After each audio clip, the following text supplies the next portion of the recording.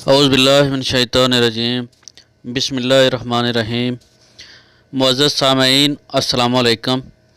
Saudi अरब में corona के मरीज़ दिन ब दिन बढ़ रहे हैं।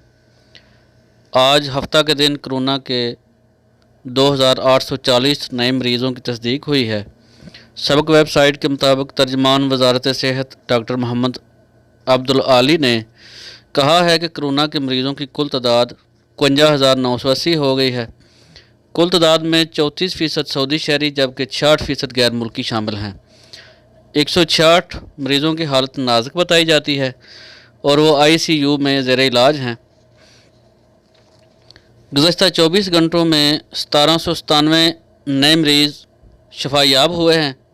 शफा पाने वालों की कुल तादाद 23,666 हो गई है जबकि 10 अफराद की वफ़ात हो गई है। अल्लाह उनको जन्नत में आला मकाम अता फरमाए, आमीन। मरने वालों की कुल तादाद 302 हो गई है।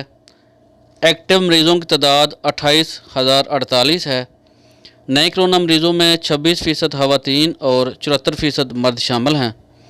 वज़ारत सेहत की तरफ से जारी अदाद-ओ-शुमार के मुताबिक आज रियाज़ में 839, जद्दा में 450, मक्का मुकरमा में 366, मदीना मुनव्वरा में 290 और अल जबैल में 180 मरीज़ों की तस्दीक हुई है।